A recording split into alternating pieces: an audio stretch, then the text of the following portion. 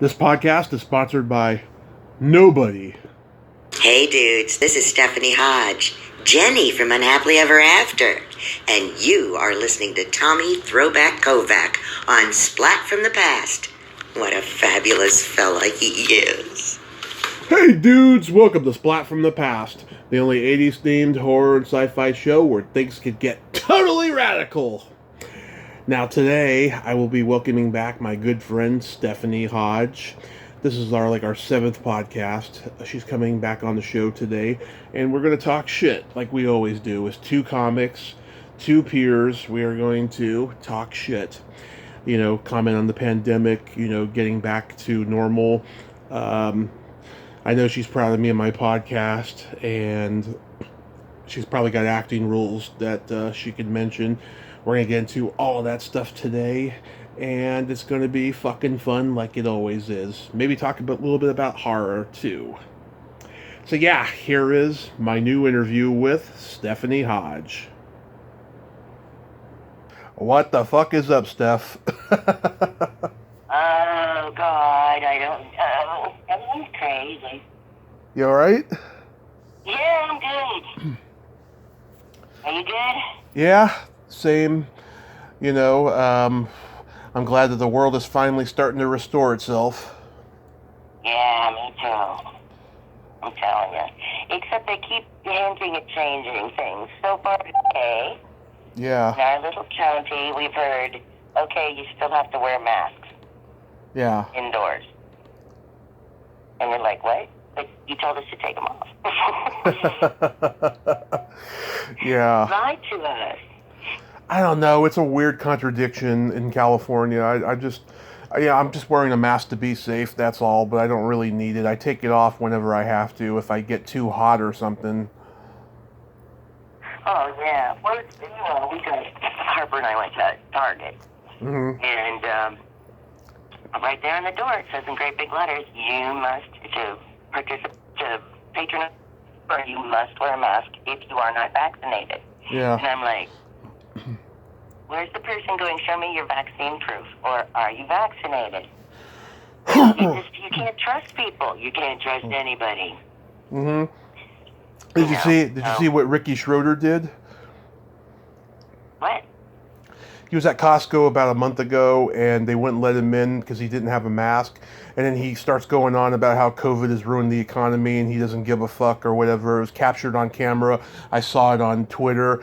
This horror actress I know, Tiffany Shepis, she posted this tweet. A well-known douchebag in the industry is getting in the way of me getting into Costco. So here's a video. Oh my God! Good for her. Yeah. Good for her. He's like the pissiest guy in the business. Oh yeah. And he's just he's all pissy. That is the unhappiest man on the planet. He's an arrogant turd. Yeah. I mean, he should join forces with Corey Feldman if he wants to, get attention. That's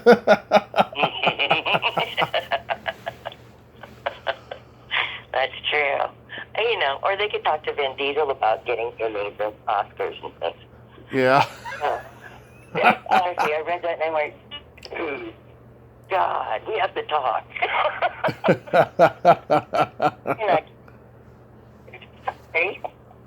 Huh? What? It just amazes me. Oh. How Fast and Furious and she deserves Oscars. I'm like, no, it doesn't. Maybe No. the special effects. Yeah, but Yeah, nothing else. Fuck. It's crazy, just crazy people, pissy people. Did you get your vaccines? Oh yeah. Good. I got mine. Me and my mom went. We went the day before St. Patty's Day, and then the last week of April we went again. And the shakes and shivers fucking sucked, but other than that, they were great. It was great overall. At least I got to be in bed all day. That's what I'm not complaining about, but it was good. And remember last year, I was very skeptical about COVID, but it went away within a couple of months. And now, since then I've been terrified of it, but, I think that the worst is behind us overall.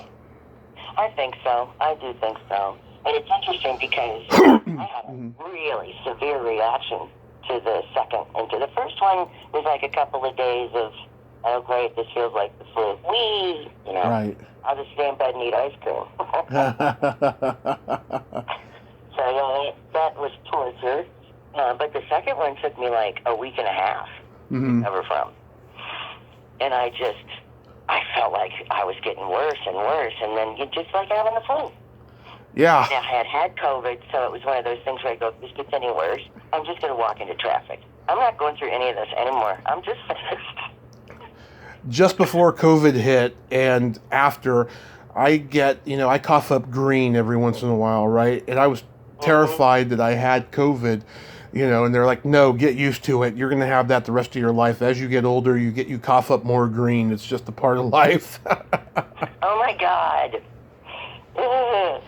Yeah. I cough, and I cough. It's okay, I quit smoking, and the next thing that happens, lung disease. Lung disease. It's kind of like, okay, sure, why not? That's me. That's my whole life.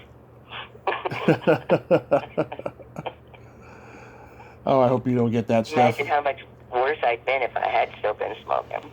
Oh, yeah. Oh, yeah, but you could work that cigarette, though. You were fucking awesome at smoking. Yeah, I loved smoking. And then one day, I just couldn't do it anymore. Honestly, it was a physical reaction. It's like, and it'd been kind of working up to it. I was smoking less, and I wasn't finishing them. And then all of a sudden, one day, I lit a cigarette and went, oh, God, this tastes awful. Yeah. Right? And I couldn't do it anymore. So I thought, oh, well, I'll just chew the gum, right? Right. It made me throw up. Put a piece of gum in my mouth in the car, and next thing I know, I'm pulling over under an underpass going, oh, don't let anybody I know stop to help me. Oh, God. Oh, my God. Yeah. So I don't know what that was. I honestly don't. That was like maybe an act of God, I think. Perhaps. Yeah. I mean, my mom quit smoking 35 years. It's been 15 years since she touched a cigarette, and we all bet that she was going to smoke for the rest of her life, and I can't believe that she stopped. I really can't. That was back when she was still strong. Now she's got no willpower to give up anything, and I'm sad. Oh, I'm sorry.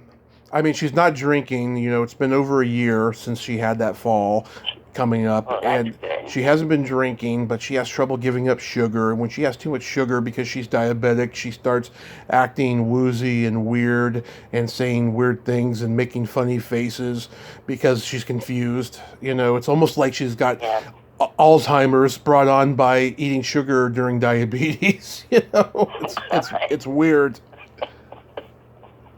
See, this is just, oh, God. I hate getting older. I hate it. I mean, I don't mind it, honestly. Yeah. I really don't. I don't care. Fine. Next phase. Come on. Bring it on. But it's just the things that go with it are seem completely unnecessary to me. They do. It's just unnecessary. Why all of a sudden can't I eat sauerkraut? Come on. You took the bacon and now I can't eat sauerkraut anymore. So, fuck me. What is it? You can't tolerate the herbs or something? No, I can't. I throw up. Oh. Fine. Great. You take away my dill pickles and that's it. I'm going on a murder spree. Oh. There's so few. Yeah. Foods I just really like, and they're all things that are really acidic and bad for you. Oh. I got some good news for you. Yeah. Remember a couple of months ago you told me I would get Gary Weiss? Well, I'm talking to him on Thursday. Yes. Okay, there you go. I'm excited. Oh my God. He's going to be my second original Saturday Night Live guest because I talked to Ann Beats last summer. She just died in April. And we were going to do a part 2, her and I. I never heard back from her around Christmas time. I don't know what she died of exactly. But if she found out she was sick, during that time, that's probably why we didn't get to do it.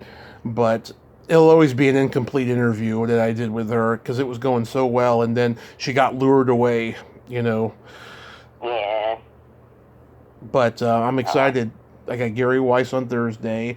You know, I've been having, this has been the best year ever because I've had Tommy Chong, Melanie Chardoff, Ronnie Blakely, um, just just wonderful people that I've done some of my best interviews this year with. You've done some good stuff, man. What? You're starting to see it now. Excuse me, was that a mother thing to say? Probably was. Wait, what? You were breaking up, what? Oh, I just said that. Oh, you have to tell me if I'm breaking up because for some reason my iPhone, which is an older iPhone, suddenly is doing things it's just never done before. Yeah. And then you call the iPhone people and they're like, oh, well, there's nothing we can really do about that. Perhaps you'd like to buy a new one. Yeah. No, I would not like to buy a new one, but I'd like to have your mother's phone number. I want to know if she knows who you're working for and what you're saying to people. I've talked to a lot of great comedians too. I talked to Diane Nichols, Joanne Deering. I talked to Steve Middleman. The guy won't leave me alone now. He calls my cell phone all the time.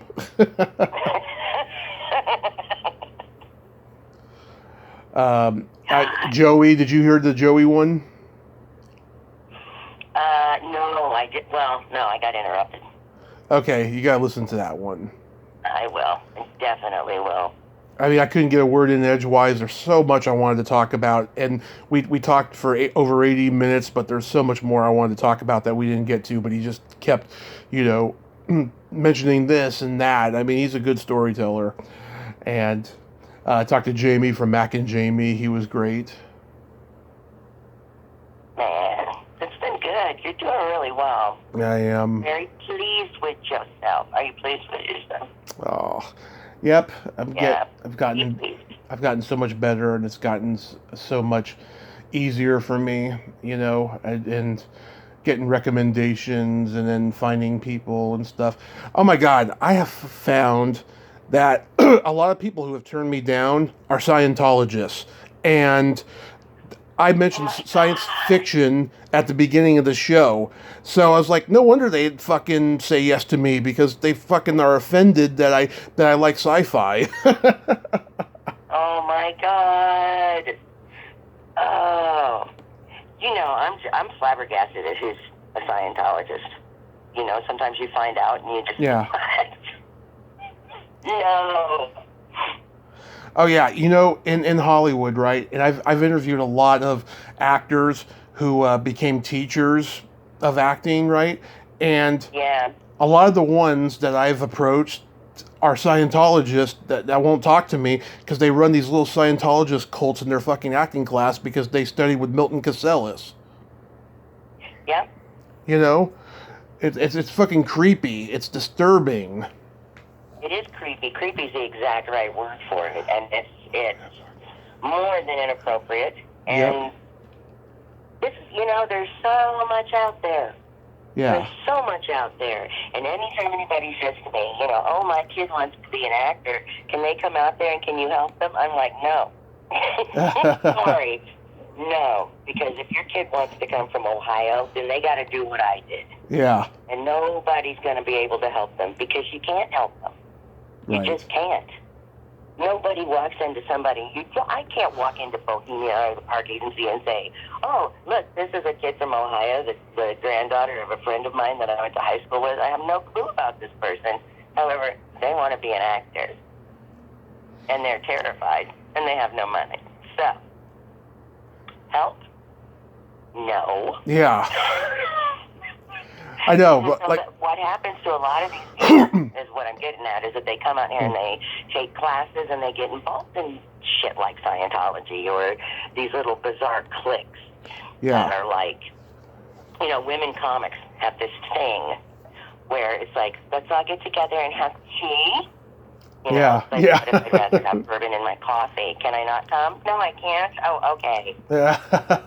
You know, and it's all these feminists together. Why don't you go out there and live your fucking life like a human being? and just is equal. Can you do that? Can you give that a shot? Would you like some more tea? Will that help? Yeah. And it's just, it's like, come on. Avon is dead. Let's not start another bizarre cult or pyramid scheme to go in its place. Yeah. Yeah, I mean, I've talked to people who studied with him that didn't fall under that spell, and they still credit him as being a great teacher, but they didn't fall under that spell and stuff. But yeah, the people who did turn me down, I'm just astounded, right? One of them, I'll tell you this one, right? So in early 2020, I reached out to this actress. She's a voiceover person mainly now. Her name's what's her name? Noelle North. Okay? Oh, okay. She was in the original Carrie. She played a bitchy student in that movie, right? When the Hollywood show was going on, I would find out who was booked, and I'd reach out to them and ask them if they wanted to come on my show, and they can promote their appearance at the Hollywood show, what have you. She said yes to me, and then changed her mind and said, maybe in the future or something like that. And then I found out like 6 months ago, as I tried again, that she was a Scientologist. And there's a video of her on YouTube. Back in 2008, it was all over the LA news, and of course, being in the Bay Area 2008 and doing my bar thing, I wasn't aware of this. She went to a Subway in LA with a bunch of other Scientologist people, and they were aware that there was this family that used to go in there with masks on because they have OCD, right? This is long before COVID, right? So they have OCD. And she put a sign in the window saying, you can't come in with a mask. And apparently the mother, got into a fist fight with her. And that was not captured on camera, but the aftermath of it was, where the cops are questioning everybody. It was that bad. Yeah. Oh, God, oh, God, oh, God. Yeah. I don't understand why people think that what they believe Exactly. is the end-all, be-all. I don't understand that. I don't. The minute you think that you know it, you might as well just fucking give up. You know nothing. Exactly. Nothing. People who say, oh, I know all about it. No, you know nothing. No shit. And that video was posted 6 times on YouTube, so there's proof that this is not shit talk. This is real. So it's on there. Horrifying. Yeah. Yet they walk around and they feel like they have the right. People feel like they have the right to do that to other people. And, yeah. And Scientology. Come on. Come on. Yeah. Wakey. Come on. Eggs and bakey. Yeah, there was a movie that came out in 1981 about a religious cult experience called Ticket to Heaven. It was shot in Canada, right? It was based on a book. I reached out to the guy who wrote the book to have him come on for the 40th anniversary.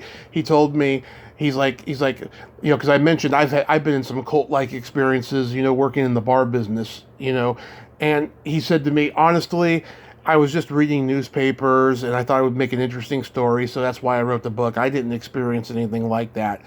But if you want to talk about other stuff, I'm willing to come on. And I was like, no thanks. Yeah. Man. It's pretty horrifying. Anything can become a cult pretty quickly. Everything is a cult, it seems like, Oh, God, I mean, just everything. Show business, the bar business that I experienced before. Just a lot of shit can be a cult. Comedy, I feel like comedy can be a cult when, you see a fraternity of all these alpha male assholes, like Rogan's crew and shit, talking shit about other people and being dicks, Yeah, absolutely. And it's just, oh, my God, it's just... And I think the thing that really pisses me off the most is that we have the separation of church and state for a reason. Yeah. And that's what our forefathers wanted. And the word, I don't even, I'm not going to get into history, but because you already know it and you know where I'm going. Yeah. But it amazes me the people that I have just cheaters in my life who are very religious people and they follow the teachings of Jesus or whomever. I have some Buddhist friends that are just like levitating all the fucking time. And I wish I could be at that kind of peace, you know? Yeah. They're the most peaceful people. I can't sit still long enough, you know? Yeah. The bar experience I have is that I started hanging out at this bar at the end of 2011 in Redwood City, California, called the Villa Roma, and it was pretty much a cult because there's a bartender I used to go see. She had her circle of regulars that she hung out with outside the bar, and I began hanging around them. A lot of them didn't like me, and it took a while, but she liked me from the very beginning. But once she realized she could trust me, she let me in. I went to all their summer barbecues and parties and what have you. That lasted all the way until December of 2013 when my mom and I had to move out of the apartment that we were in, and it became apparent that I was in a cult because I started because I took a temporary apartment with a girl who used to be part of our circle, and she was no longer part of our circle anymore. And then that's when I realized that I was in a cult because they frickin' pretty much turned on me because I went to go stay with her, and I had no fucking choice but to do it, And yeah, everything adds up, and there was a pattern there, right?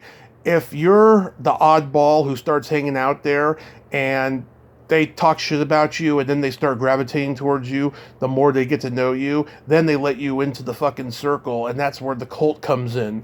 It was a weird thing, and I plan on writing a book about it someday. Good. I think you should. And it's real. It is a real thing, and you're right, because you're everywhere.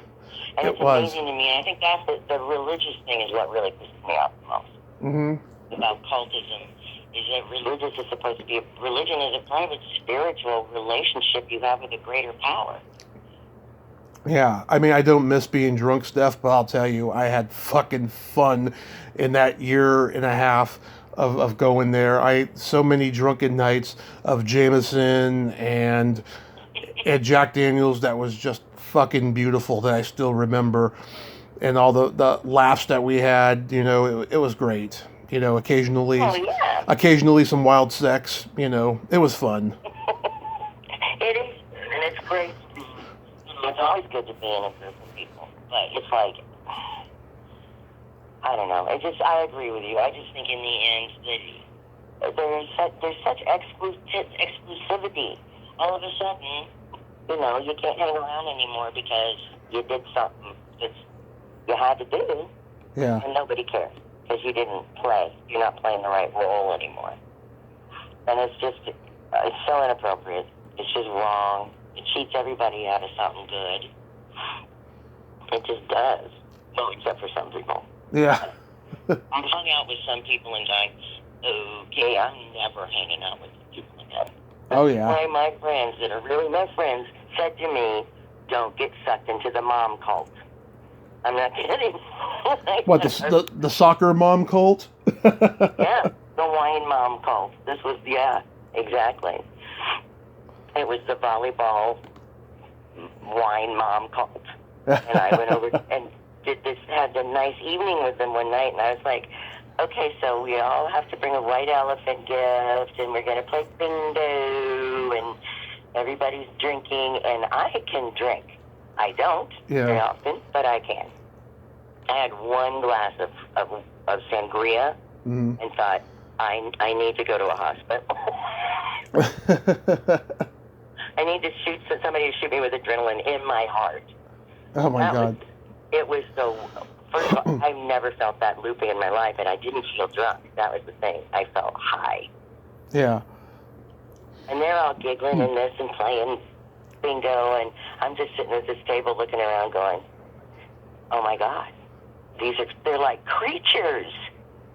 And then I suddenly realized they're all wearing capris. And then I suddenly realized they're all wearing sleeveless blouses that are tight at the waist. And I'm sitting there in my jeans and my t-shirt going, I don't belong. I don't want to belong. And this thing that I went playing bingo, I hate it. I'm going to leave it here. I don't want a hand-painted piece of bamboo made into a pencil cup. Macramade. With pencils hand-wrapped in ribbons with fake flowers glued on the top. I don't want that in my house. Macramade. You know, it was just the weirdest. It felt weird, and everything looked weird, and I just thought, no, I'm never ever doing this again. And it is, and it's like once you just don't go the next time. Yeah. Then they don't even speak to you at drop off or pickup. Suddenly your kid's not invited to their house anymore. Not even kidding. This is like... Yeah. My mom never... Why are you like this? Is it safety or something? It started... My mom never hung out with any of the moms of any of my friends. That just wasn't her style. Yeah, that's not... Yeah, I'm glad that she's not drinking anymore. But like, if she drank, during a nice dinner or something, she would go on about some blowjob she gave in 1970, and I'm just like, please, Mom, please, not tonight. Until dessert. Yeah, okay, so this one guest of mine who's become a good friend of mine, we met up with her in LA for happy hour, right? And I was like, I don't really want to go to happy hour because if my mom drinks, she'll tell that story, and she's like, oh, I want to hear. And I'm like, no. So my mom did not drink, but she did embarrass me otherwise because she just went on and on about herself and didn't even stop to say, oh, what about you, or something like that. This was 2 years ago when she was still drinking during that period. But yeah, I mean, yeah, that's how my mom can be, when she's drinking. Did it ever get dangerous for you? I mean, the stuff I experienced with a bunch of women is just, it's really dangerous and looks could kill. Did it get dangerous for me? They can look at me, so I don't care. Did it get dangerous as far as drinking? Yeah, or just anything associated with it. Oh, God. Okay, we're going to go deep now, and we're going to go dark. Okay. During that last year of drinking in 2014 when I was homeless, I was drinking a lot of hard alcohol, and I had never done that very much before that. I had like a shot of Jameson or Jack or Maker's Mark every now and then, but not like serious hard alcohol. I was drinking, Maker's Mark and Coke and Jameson and Coke and just hitting it. And there were a couple blackouts I had on the bus late at night. I sat across from a Mexican lady, and all I remember is my eyes closed. And then when I woke up and opened my eyes, I swear to God that I am so fucking ashamed of this. I don't know why I was doing this. I was spitting on this poor woman. Oh my God. Like I was out of control. Like I had some kind of schizophrenia that I was out of control with and aware of at the same time. Like drunk schizophrenia, right? And then once I stopped myself, she came very close to pulling out her phone and calling the cops, right? And then I took out a Kleenex out of my pocket and said, I am so sorry. And she said to me, take that and shove it up your ass. And then I went to go sit somewhere else. I was like, what the fuck am I doing? Oh my God, I was out of control. Oh my God. Where's that come from? That's not me at all. It was scary. It was scary. I mean, I was like, holy shit. And then I remember another time, right? I was on the bus. I was taking the same route home. I was working in South San Francisco, and I was taking the bus home to San Carlos, where I lived. And something happened. I can't remember what it was. I think a cop stopped the bus because he was looking for somebody who got on, or it could have been that, or I think a tire popped on the bus. Something happened, right? And I had just drank like 4 rum and cokes after work before catching the bus, right? So I had to pee really badly. And I remember I closed my eyes, blacking out, and then waking up again, and I pissed myself on the bus. Oh my God. And I can't remember if we had to like switch buses or something. We may have, but it would be hella funny if I did get off and then they see that fucking big old wet spot on the chair. Oh my God. So that's what happened. That was dark, and God, I feel so Yeah. embarrassed by that. But I don't mind talking about it though, because that kind of shit can happen, and I'm proof of that. And yeah, I apologize to anybody listening for that. See, that's the thing. It's just, I don't know. I feel like it's like this whole last year just been spent in this awful state, just this weird place we've all been in. And then when you have, certain issues already, like I have anxiety. So that doesn't help. But it's just amazing to me how when you start thinking about things and not being around people, and then you start thinking about when you have been around people and the things that you have done to fit in or to be accepted or because you're worried, that nobody's going to like you, or this is me I'm talking about. Yeah, I don't worry about that no more. Yeah, fuck that shit.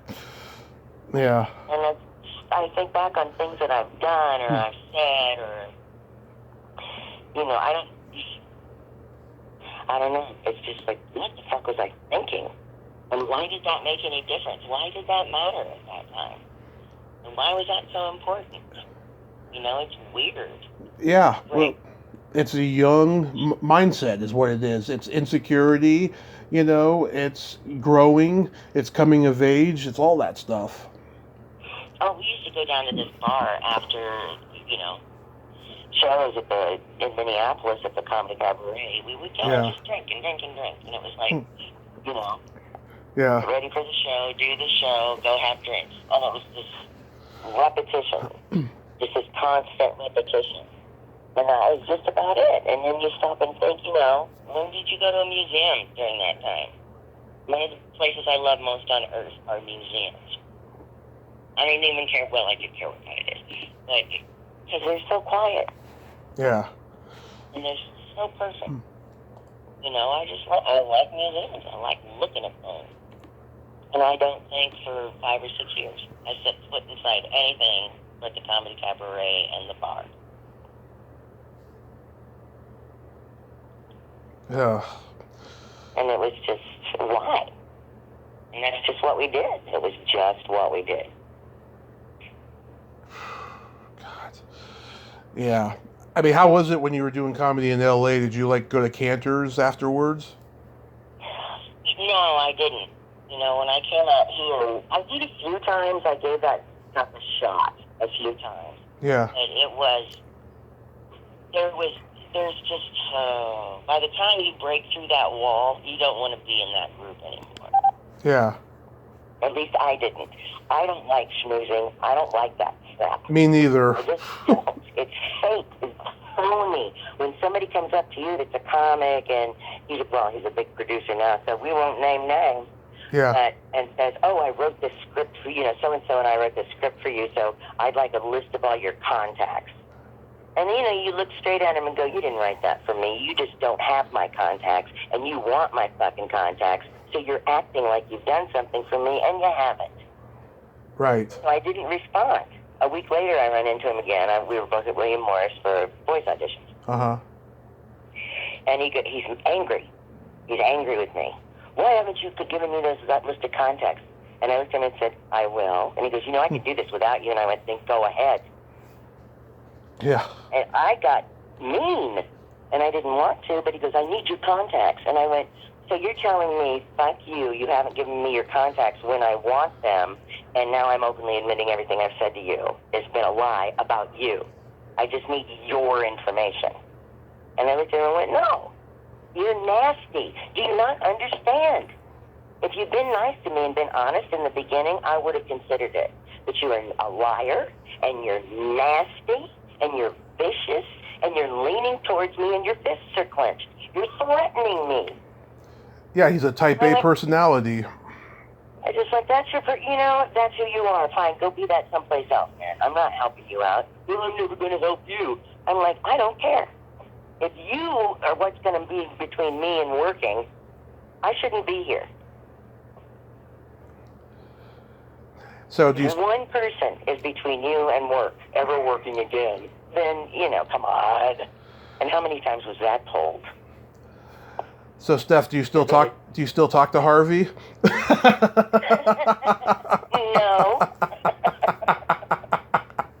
Sorry, I had to do that. I had to. Yeah, well. But it's like, I'm going to make you a star. Oh, fuck you are not. You're going to use. Just from Ohio doesn't mean I think like that. You should have said you want to see my belly button. It looks like a star. But then that might like tantalize him. But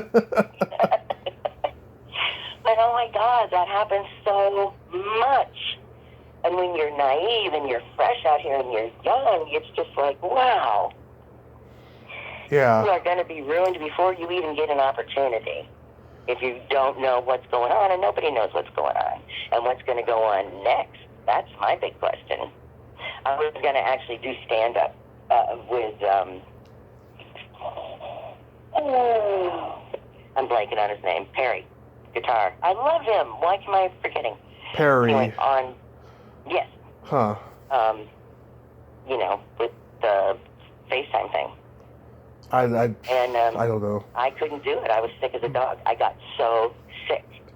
We had just moved. I hadn't slept for 3 days. I slept for 4 hours and woke up and was just puking everywhere. Perry Kurtz. And I said, I just can't do it. I can't do it. And he's like, okay. But I haven't watched any of that. Have you? No, I don't watch any of that virtual shit because it's silly, it's awkward, Like I watched a couple Comic Cons and horror cons on YouTube during the pandemic, and I was like, I feel like I'm intruding here because getting someone's autograph is a very personal, intimate thing when you go to the conventions in person, Yeah. And I'm just like, God, this is retarded.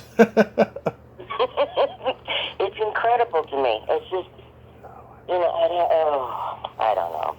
Everything's just so screwed up. Lance, my husband, and I were talking earlier today, watching the news, because we are still aware that things are screwy, and they must be fixed. And it's one of those things where we're watching the news, and I just looked at him and said, our daughter had left for work, and she's still living with us, and it's amazing because half the parents I know have said to me, she's about to turn 24, what on earth are you spoiling her for? I'm like, were you alive in the last year? Did you let your kid just float out there in the universe without any ability to pay rent or buy food? Did you just go, you're 23 now, you're on your own? No. Stay with us. I want her to stay with us until the world is a safer place. In the meantime, she can do whatever the hell she wants. She's a grown-ass woman. I am not going to tell that child what to do. Well, I do. Because, there's that devil part of every mother that just can't let go. No. But, when she... What's her first... what her first big memory is? What? 9/11. Think about that whole generation, man. That whole generation's fucked up. Yeah. What on earth is going to happen to them? They're going to turn... It's not going to be the same. Everything's going to be different. We may try to go back to how things were, but they're never going to be the way they were again. We have to figure something new out. This experiment needs a little redo. I'm very proud I get to be in the last generation of people who will admit publicly that they're freaks, Yeah. I love it. I love it. But yeah, it's fucking weird how kids have been raised since then. And I think I've been, I think an awful lot about 2001, 2002 a lot. That was just a weird, pivotal point in my life, because I took care of my grandmother for 9 months after I graduated high school, and then she passed. And just a week before she died, I got offered a job. and I didn't take it. And I wonder what would have happened if I had taken it. My elementary school PE teacher was the head of our auditorium at my high school and the Performing Arts Center, and she offered me a job. I believe she offered it to me at the Saturday night show, and I said, my grandmother's dying. Let me get through this, and then I'll give you an answer. And then she died that Monday, and I think I went, and then I did go back to the school to attempt to talk to her, and then I got banned from campus for reasons we don't need to get into, stupid shit. But I think an awful lot about that, because I remember waking up. I was such a party animal in those days. I'd wake up at like 5 p.m. and finding out that 9/11 had happened and that the football game at my high school got canceled that day, and everyone was just paranoid that it was going to happen anywhere. My grandmother, she's on her deathbed and seeing this, and then for the next 6 months that she's alive, every time she hears a plane outside, she's afraid that someone's going to drop a bomb. Yeah. See, that's the... Oh, my God. That's the thing. Mm-hmm. My mother actually said to me before she passed, if I'm going to go, and if Trump's going to get elected, I hope I'm dead before he gets in office. And she was. That was a huge motivation, but I just remember thinking, oh my God, everything that generation has been through, she would have been 95 now. Yeah, I have Your grandmother's generation, how many times did an airplane threaten that generation? I don't know. God. I have a friend, she said that if Trump got elected, she would move to Mexico. Trump got elected, and then she got a job that she'd been waiting for. And then when the last election happened, she said, if he gets elected again, then I'm quitting this fucking terrible job and I'm going to Mexico. And then Biden won, so she's still in California. Oh, good. It was so funny. I would say to friends that would go, if he gets elected again, I'm leaving the country. And go, don't leave me alone. Shit. I wanted to ask you, do you remember a stand-up comedian, they used to call him Tree? Oh, yeah? Yeah, whatever happened to that guy? Like, I saw him on YouTube. I remember he did one of those comedy showcases on Showtime back in the early 90s, right? He was fucking funny. Oh my God. And, he used to play bad guys in movies and TV shows, and he would always go by his real name. I can't remember what it was, but yeah, Tree was his comedy name. Oh my God. Yeah, he was a 7-foot bald German guy. Huh. Oh God. That's it. Maybe I'll do that. Maybe I'll figure out what happened to all the people that were cool that just disappeared. Yeah. That'll be a fun hobby. Yeah, look at me. I'm doing good with it. You are. You are. I'm just looking for something where I can just read and everybody will pay me. I go on YouTube and I just see all these hilarious comedy clips, and I just wish comedy was the way it used to be, and how politically incorrect it was. I saw Jack Perdue do this fucking bit that had me cracking up, where he talked about, growing up, they had games like electric football and Connect Four, and he says there's another game, it's getting outlawed now. It was called Matches.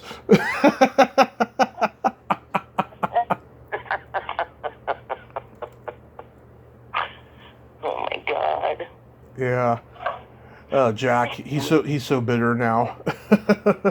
Yeah. Well, Yeah. I'm just, bitterness. I think that just comes with the territory. Yeah. It's like, is it an excuse? No, it's just nature. Bitterness is part of the nature of human beings. Yeah. How's the new apartment? I love this apartment. I swear to God, I am not kidding. That house we were in, cursed. utterly, absolutely, unconditionally cursed. We are happier. We are healthier. And everybody's skin is better. Everybody's sleeping. Good. Those are weird fucking things. Are you still suing them, or you can't talk about that? No, we're not. Okay. We decided not to. Because the length of time that it would take with the courts the way they are, the pandemic and a shutdown, be about 5 years. Where they got us. Oh yeah, my mom's going through her lawsuit with the fall she took a couple of years ago. It's going to be a while. And it's just because I snapped between my fingers 3 times at him before we left, and it fucking terrified him. So I just stop it. And she's like, saying something. I don't know what she was saying and what language it was, but she was saying something I couldn't understand. Oh, that'd be a hilarious bit for you to do. Clasping her hands and looking at the sky, and I'm like, I spit between my fingers 3 times. Okay, did you notice how I was holding my hand? Because that means I'm keeping you away from me. That's to keep the evil away. But if I turned my hand around, I wouldn't be cursing you. I didn't curse you. I'm not going to tell you this. I'm thinking this in my head, going, they think I cursed them. And they actually think I cursed them. Yeah, she's got like a dog pug look on her face. And this is hilarious. They took, I'll send you a picture, but they took everything. Okay, my husband was in a car accident the night we're moving. The axle on our Subaru flipped. Snaps. The car flips 3 times on the 101. Cops that were across the street at a gas station saw it happen, assumed he was dead. The car's catching on fire. He opens the driver's side and walks out. Yeah. Car is completely totaled, right? They don't believe us. We tell them, we need an extra day. Nope. We're calling the police. You're out of here. But they didn't believe us.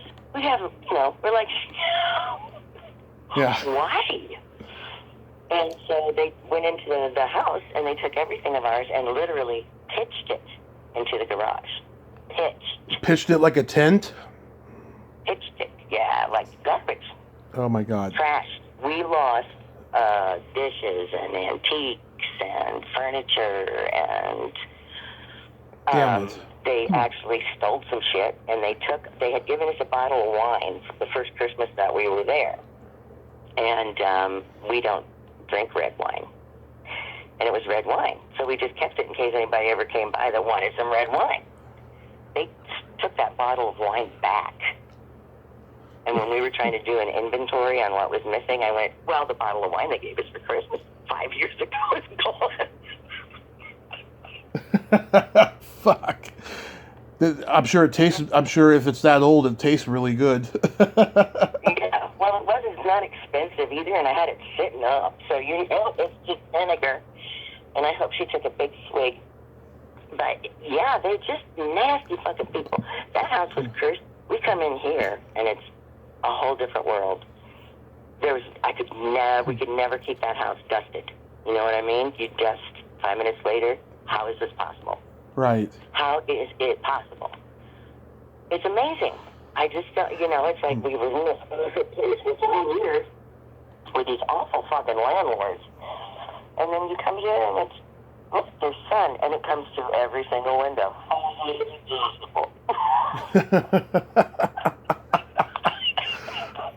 It doesn't smell like there's a rotting corpse blowing under the concrete in one of the bathrooms. That's so nice. Well, if it's owned by Mexicans, that's their Day of the Dead.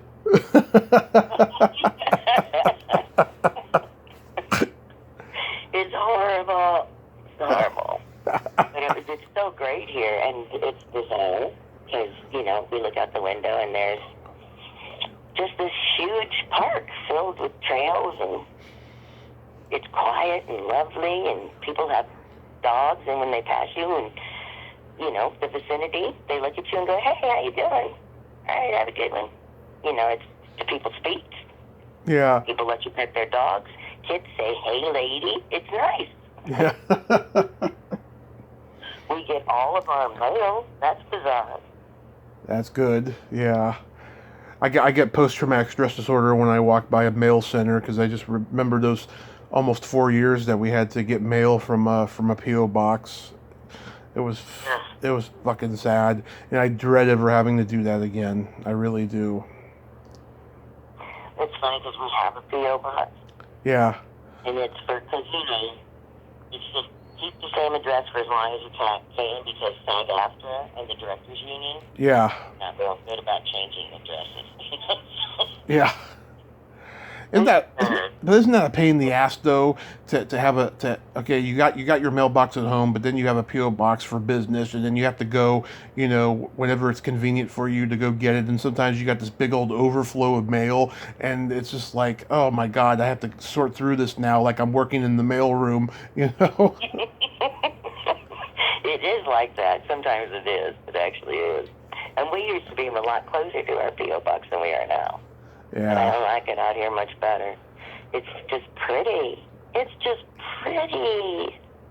Yeah, the day that we had to go cancel our PO box because we were moving into this apartment, it was just a big old sigh of relief that it was just beyond belief. It was phenomenal, really phenomenal, and stuff. My mom's waiting on her hip surgery, and then once her hip surgery happens, then we're gonna look into moving by early next year. I don't know where, but anywhere but here, because there's fires down here just fucking scaring us. Oh God. Yeah. It's amazing because that's another thing is we're not going to retire out here. Yeah. We have absolutely no interest in investing in a house out here. Right. And with the economy and everything the way it is, we can't afford it right now anyway. Mm-hmm. And it's amazing the number of people I know that, well, why don't you just buy a house? Well, we can't afford a house. Well, why not? I don't know. Did you live the entire past year without touching your retirement account? Did you? Yeah. No, of course you did. No. Some people did, but, they don't need retirement accounts. And I don't know any of them.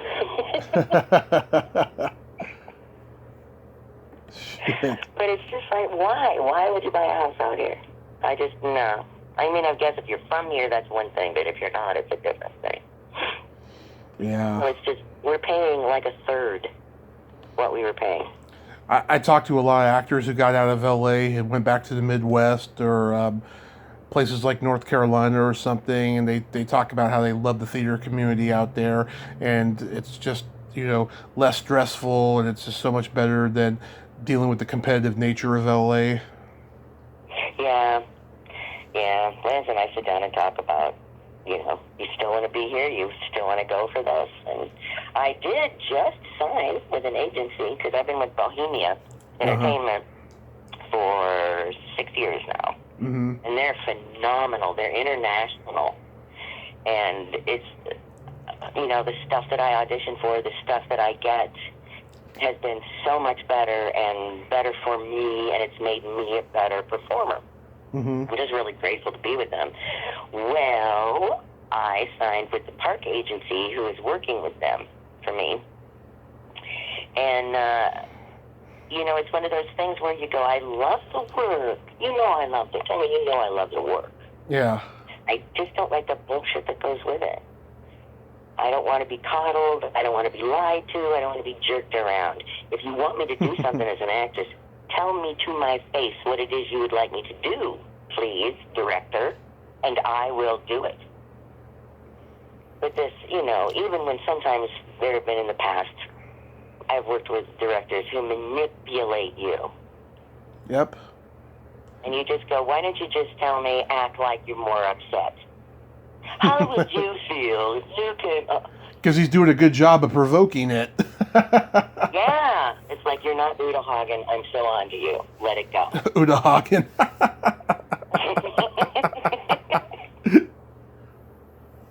And then sometimes you get this privilege of working like John Perry Mason. Yeah. You get this privilege of working with these phenomenal people who trust everybody in the room can do their job, and there's nobody in the room who can't. And you're not allowed in there unless you can. So right off the bat, you're just feeling fucking blessed. And then you work with these people that just come right out and go, that's great. Now, if you could just take it like a quarter of a step more to the... And you go, oh, God, you're directing me. Like with real words. And it sounds so creepy, but that's what I want to do that. I love to do that. And I don't want to be famous. I don't want people to stop me in the street. Get out of my way. I'm an actor. I am not curing cancer. I am not stopping wars. I am not bringing the world to a place of peace and equality. I'm just a fucking actor. Get away from me. You're titillating the mentally ill. You know, I really think that way about actors. They're healers. They just help people get through really dark times in circumstances. You know, that's certainly the case with me. You know, I'm in that book that I'm writing right now. I'm writing 2 books. I have a book about my love of cult films. You know, where I was. Yeah, it's like a series of essays like Leonard Maltin, where I was, what it means to me, each movie. And then I'm writing a trivia book about the Bangles, because they're my favorite band from the 80s. Oh, how cool are you? I'm talking to a lot of people who've worked with them. I'm talking to Billy Steinberg tomorrow. He wrote 2 of their biggest hits. And of course, Gary Weiss, he directed 2 videos for the Bangles, including their iconic Walk Like an Egyptian video, where Susanna Hoffs side eyes, you know, gave every guy a boner in the country. Oh my God! What great things to do. That's good. Yeah, I'm getting a little bored with the essay book. I've actually taken a break from that, right? But I'm loving the trivia book because I got all the questions and everything written. Now I'm just formatting it, and then I'm trying to do some puzzle games for it and stuff. And yeah, I'm having a blast. That's wonderful. Yay! Yeah. There you go. You know what I'm doing? What? I'm writing a horror movie. You're writing a horror movie? Yeah. Oh, love it. Love it. After all these years, I love horror movies so much.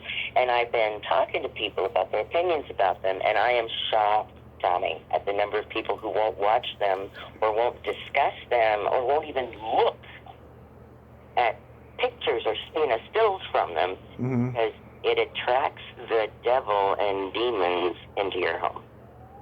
Yes. I'm like, I have watched more horror movies than I think the average person, probably. Certainly than the average person. But, yeah, no. It's a movie. If movies attracted things to your house, then how come I watched, like The Wolf of Wall Street 50 times, never got a dime out of it? Yeah. Exactly. Right? I mean, you can't use that theory on one thing and not on another. I think that's silliness and fear. And, yay, fear is great. Fear is the only thing you can recover from that doesn't really hurt you if it's just for a second and you know it's fake. Well, if you can get mixed in with the right horror people to make this script happen, I think you're great there. I mean, I've distanced myself from the horror community the last 2 years almost. There's so many fucking assholes who are just jumping on the bandwagon with horror, who work in the industry. It's so disgusting.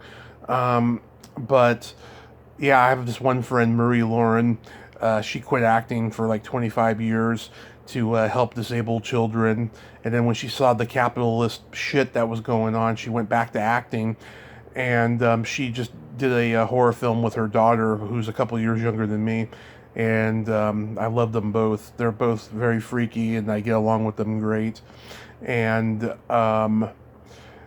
have a horror movie that they've been telling me about it for like 3 years, and it's hopefully going to get released by the end of this year, and I hope so they can stop talking about it and we can talk about new stuff that they're going to work on, but Yeah. they just can't get it distributed. They can't find the right publicist that will, work for, minimum scale, so because they have very little money to get it out there and stuff. And, with COVID going on, there's no festivals really, except for Shriek Fest in LA, which is in September. But yeah, it's just very difficult for them. But yeah, but they're not, conforming to all the stupid horror people in Hollywood. They're just doing their own thing. But I think you have a good chance to do it too. Well, see, that's the thing. I'm so tired of the horror movies. They're just like, they're being shat out. Mm-hmm. They really are. They are. A lot of them are just shit. I know. I got so many great ideas. How much can you do with a zombie? How much? Yeah. Fucking. You can do a lot more than's being done, but I'm kind of tired of zombies. Sorry. I am embarrassed. I'm embarrassed by how big of a phenomenon the zombies is now. I know. I'm amazed. I'm just amazed by how much has been devoted to zombies. But there has to be, there's more out there. And I watch all these horror movies. It's like I spend so much of if I'm even just doing laundry, I have my earbuds in and I'm listening to stories. I'm reading, I'm listening to stories, I'm watching movies. Right.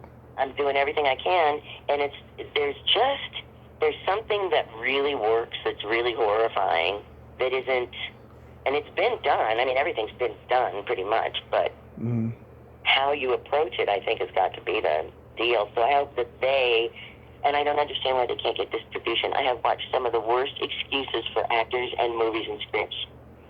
I mean, I had to talk myself into. It took me 4 days to finish one horror movie. It was so bad. It was just that bad. And yet they got a distribution deal. How does that happen? Yeah. And here's these two women that you support. So if you support them, they must be worthy of support. I will support them. But, how can they not have distribution when there's so much crap out there that gets it? I know. It's funny because a year ago they had a movie come out, or at least Marie did. No, actually her daughter was in it too. It was a romantic drama about a teacher who has an affair with a student, but it was an adult class student, and it got distributed by Amazon. Everything was great there, and I said, just go back to Amazon or try to get a deal with Netflix, something like that, And they think that it has great potential though to be a festival winner, but I don't know if that's going to happen because of COVID and stuff. Oh man, well I'm going to take real good thoughts for them. Yeah. I hope that works. I hope they get in the festival. I hope they win a festival. Because a mother-daughter. First of all, two women. Second of all, a mother-daughter. Please. Yeah. When was the last time that happened? Yeah, rarely. That they're very good people, though. That's wonderful. But I'm glad though that go ahead. No, you go. But I'm glad that you wrote a horror script. God, it's got to be funny too. It's not because I'm taking incidents from my real life and creating horror around them, but they've just been those raw moments of honest reaction. Yeah. And that's what's really funny. That's what's hilarious, is when you have those moments where something happens and someone's terrified, and then they realize it's nothing. And their reaction is everything. It is everything. My mother is sitting in our living room surrounded by brick walls. In the house our old house we used to have many years ago before Harper was born. And we're having an aftershock. Yeah. It's a big earthquake. And the whole fucking house is shaking. And I look out the window as I'm running down the hall to get my mother. And tell her, get up, stand in the doorway, come outside, come on, Jesus, we're surrounded by birds, come on. It held up the first time, but we're not so sure about it. We haven't been inspected. And she's sitting in a chair in the living room, asleep, in a yoga position, and the whole house everything's raining down around her. A yoga position? And she's in in meditation position, but she's asleep because she's snoring. Oh my God, that's great. And I shook her and went, Mom, earthquake. And she goes, oh no, honey, it's just meditation. I went, what? Oh She said, I'm boy. not asleep. Why are you shaking? She said, I'm not asleep. Why are you shaking? Mom, get up. There's an earthquake. We're all going to die. And she goes, oh, shit. Let me get my purse. She literally had no concept. Let me get my purse. Oh, shit. We're all going to die. Let me get my purse. Because I guess when you go to meet Jesus, it's important to have your ID. I don't know what she was thinking. Yeah. Oh my God. That was just so fun to me. It had nothing to do with earthquake.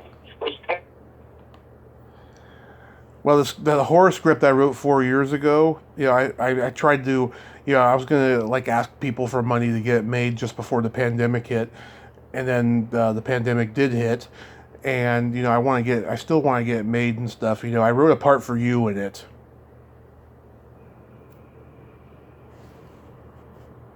Steph, you there? You there? I'm here. I don't know what just happened. It just went quiet. You wrote a part for? I wrote a part for you in it. It was a really funny part. You played this foul-mouthed neighbor. Oh, thank you. Yes. And See, that's the other thing I've learned. That in certain Middle Eastern and Eastern countries, yeah. when ghosts are in the room, they swear at them. And I didn't know that, so I'm watching these YouTube things where these guys are going, when you fuck you, you cocksucker bitch. Fuck you. And fuck is a word that is said in English in every country. Who wrote that, Proust? Huh? Who wrote that, Proust? Probably. It sounds like it, doesn't it? Yeah. I'm watching all this stuff, and I'm in videos on YouTube, which are hilarious, ghost hunters. Oh, yeah. Everybody says fucking English. Doesn't matter where they're from, even if they have their own word for it, Yeah. they still say it in English. Yeah, fuck. One American thing that just sticks is fuck. Fuck shit. So I don't know. Hopefully I'm going to interview George Carlin's daughter soon. Oh, that'd be fabulous. That'd be great. Yeah. We've been going back and forth for a couple of years now. Hopefully it's going to happen by the end of the summer and stuff. She was in the new Bill and Ted movie, because her father was in the first two. And Oh, yeah. she has a small part in the newer one that came out a year ago. I haven't seen it yet. It's on that fucking Amazon thing where you have to pay, and it fucking sucks. I mean, if you have an Amazon Prime account, everything should be fucking free because you already paid. Yeah. It's fucking stupid. It is, and we have that too. We have Amazon Prime, and it pisses me off. Yeah. You go and go, okay, that movie's been out for a while. We should be able to see it. Nope. Yeah. Nope. Fucking stupid. I did get to see Kevin Smith's Jay and Silent Bob reboot, and I was on the floor fucking laughing. Oh my God. It was so wrong. I loved it. My favorite part was when Smith's daughter pretends to be an underage girl to get a ride from a pedophile, right? She gets into the truck, and he's wearing a mask and a cape, and she's like, what the fuck are you supposed to be? And he's like, hey, did you ever see Cannonball Run? Oh, God, it was fucking hilarious. I told that to my dad. He was hysterically laughing. Oh, my God. I want to do a comedy show where it's all just wrong. Everybody swears. It's all incorrect. Yes. You know who I talked to a little while ago? Do you know Marla Lukovsky? Yeah, well, I know who that is, yes. Yes, I talked to her for fucking over 90 minutes, and we laughed. We even had some deep insight into her cancer that she's had and stuff. It was wonderful, and oh my God, she has such a dirty mind. Oh, that's wonderful. Yeah, I love talking to her. And I sent her this picture. You know, she did the voice of one of the Care Bears in the cartoons and the movies, right? And I sent her this picture I found on the internet of Darkheart fucking one of the girls that's in the second one of the summer camp girls, right? I sent it to her. She thought it was fucking hilarious. Oh, God, that's so funny. Oh, my God. I was like, yeah, they did a good job of drawing her clitoris. There should be a Care Bear for that. Yeah. Yeah, clit heart.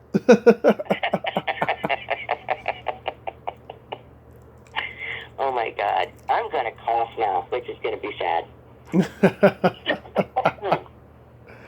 This cough thing, man, it's finally settling down.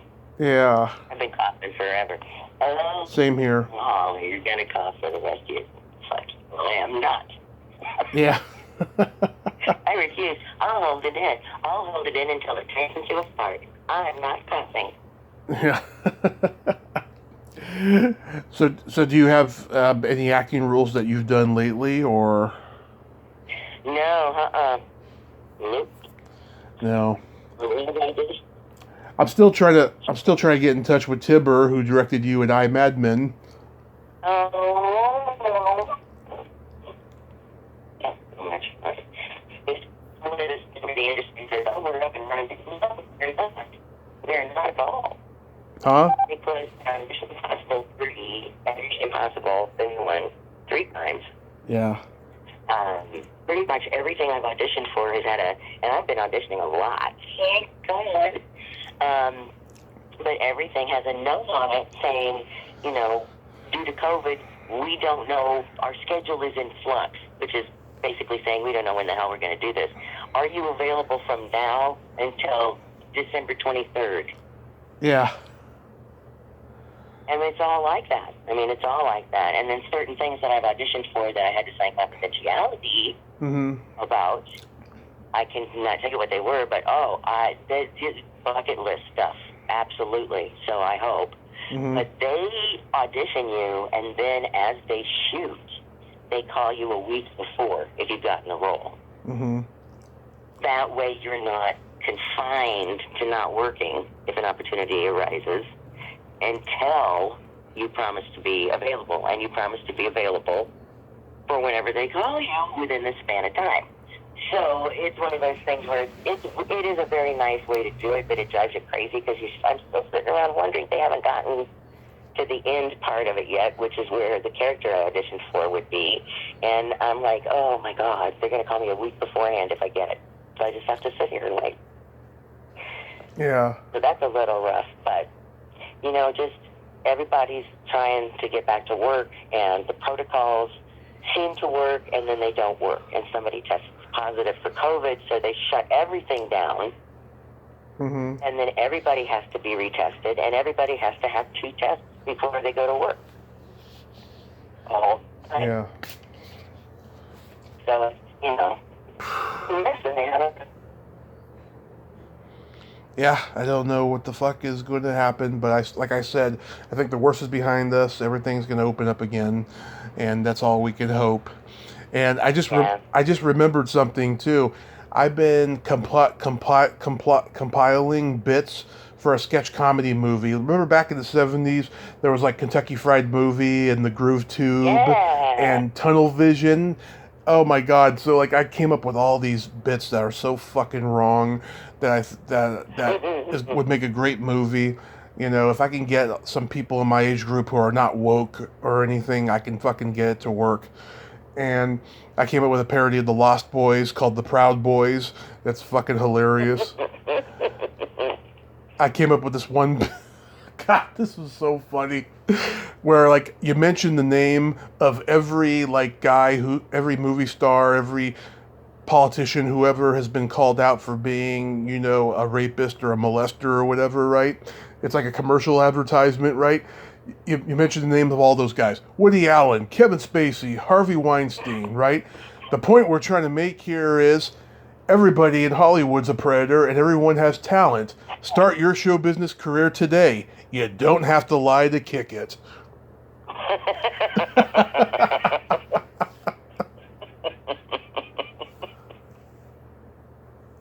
Okay. You're mocking all the fucking bullshit that's going on in the world, you know? It's great. That's great. I like that a lot. Thank you. It's really funny. Thank you. And I have That's what gets me is finding out how many like Louis C.K. Yeah. Oh my God! If somebody tells you to shut up. Yeah. The more people are getting more laughs talking about how he won't shut up, and he's getting. I think he needs to take a couple of years off. I really do, just for his own sanity. That guy. Maybe, or mine. I'm not sure whose. I hate to say it, that guy is fucked, you know, and I have mixed feelings about it, you know, because there's lots of guys who have a fetish for jerking off in front of their friends that don't do it for the sake of control or power. They're just, you know, doing it for freaky pleasure, you know? Yeah. You know, my whole thing is whatever you want to do, do it, as long as everybody in the room is in agreement. Exactly. That's my philosophy as well. It's just the lack of agreement Right. that you've got to contend with. And that's pretty huge. You know, once that trust is, that betrayal is done, you're done. You're pretty much just done. Yeah, I don't know what his future holds. What? I'm sorry. We talk at the same time. I'm sorry. What's her name? Ellen Burstyn was on Mark Maron's podcast last week, and you know, she was on Louis C.K.'s show years ago, you know, his FX show, and she was like saying all these good things about him. She thinks he's one of the most talented people that she's ever worked with, you know, and that she still supports, you know, him and all that stuff. Wow, that says a lot. Yeah. That's Ellen Burstyn, one of the greatest actresses of all time. Yeah, I love her. She's fabulous. Yeah. She just is. And, yeah. Oh, one thing I wanted to bring up to you, and this is, I've been so sad about this for the last couple of weeks and stuff. You know, we just lost John Paragon. Yes, yeah, I know. Did you know him well because of Paul? No, I didn't know him at all. Yeah, it's like I didn't know him at all. I always wondered why, because I know he co-wrote Big Top Pee Wee, but I always wondered why he wasn't in it, because he was in everything else. Yeah. Yeah, no, I don't know. Probably the alcohol issue. Probably, yeah. You know, I tried getting in touch with him a couple of years ago, like in 2017 or 18. That was probably 18. It was right after I talked to Lynn Stewart and Terry Bolo for the first times. I tried getting in touch with him. He hadn't been on in almost a year at that point, and he had been going to Comic Cons for a long while and stuff. I never got to see him at a Comic Con by that point. I guess his drinking really got bad that year in 2017, 18, somewhere around there. It must have got really, really bad, because I think he was just one of the most talented performers there was, and he didn't get his due because, you know, he was always doing favors for all of his Groundlings buddies like Paul and stuff, you know. And he and Paul did a lot of stuff together. A lot. Yeah, I went on YouTube. I watched his Showtime special, The Paragon of Comedy. You know, him and Paul and Edie McClurg and Sandy Helberg, they were all just doing these funny sketches, you know, that were just hilarious. I mean, just off-the-wall hilarious sketches. A lot of them you couldn't do today. Oh, yeah. That's it, cheers. Yeah. Well, that's a huge loss, and it was just, you know, I saw that and was like, oh, fuck. That's not fair. It's not, no. And, you know, at the end of the special, he was doing his Ramon Azteca character, you know, the Latin lover with the big old Elvis pompadour. Yeah. Yeah, he used to host a show called FTV, which was a music video show with a live audience, and he would play that character, you know, and he'd be hitting on the females and saying funny things, and that's what he did at the end of the special. Tracy Gold from Growing Pains. She's in the audience, 13 years old. The show hasn't even been on yet, and he's being a perv with her. Oh my God. It was great. And then he goes to this other girl, right? And he says to her, "Are you married?" And she's like, "No." She's like, "Do you have a boyfriend?" "No." "Are you a lesbian?" I love that character. Yeah, that was a great character. That's what, everybody's dying. People just dropping like flies.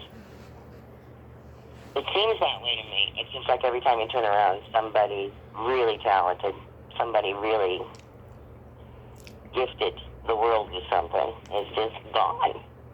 Yeah, one of my really good friends got into a car crash on Friday, and she's on life support right now, and we're all just freaking out. I'm so sorry. She's only 33, yeah. Oh, Jesus. Yeah, No. we're all devastated. And you know what the ironic part is? We went out a month after I got out of the hospital. She took me out. She was pregnant at the time with her child, who's probably about 6 going on now.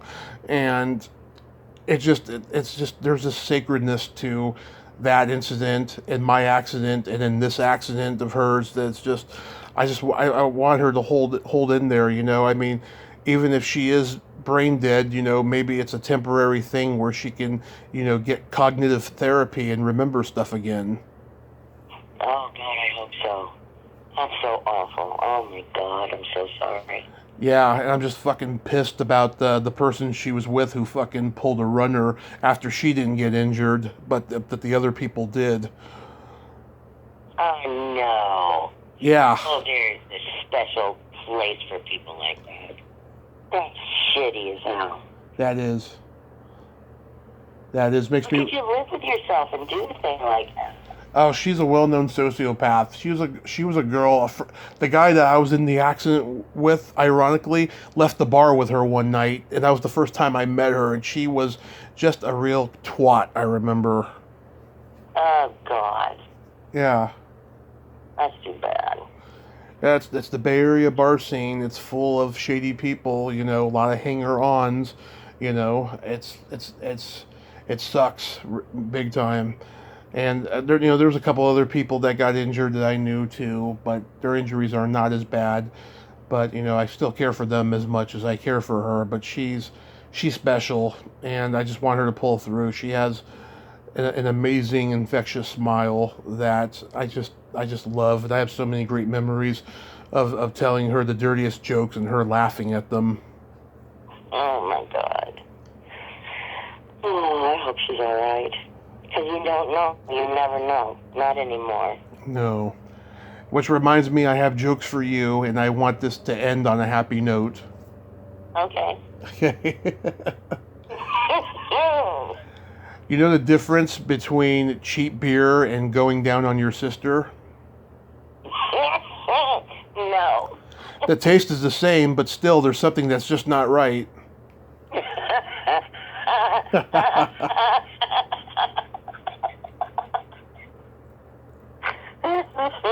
And I know how much you hate your sister, so I thought that would make you laugh.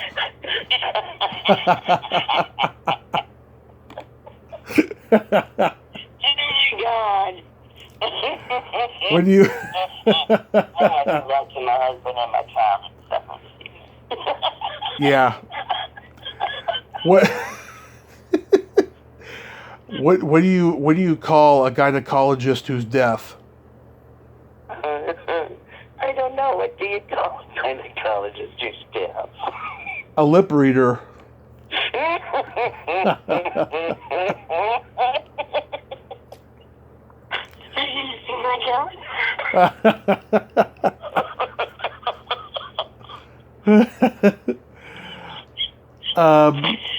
You're making me snarky. What do you... I got more. What do you call... Did you hear about the guy who died of a Viagra overdose? No. Yeah, they had trouble closing his casket.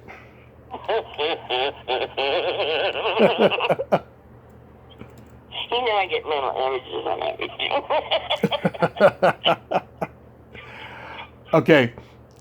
A priest... Okay, go ahead. No. A priest goes to his neighbor and says, "Top of the morning to you. I heard the ice cream bells and I felt like a kid again." The neighbor says, "Careful, Father. They got cameras everywhere now."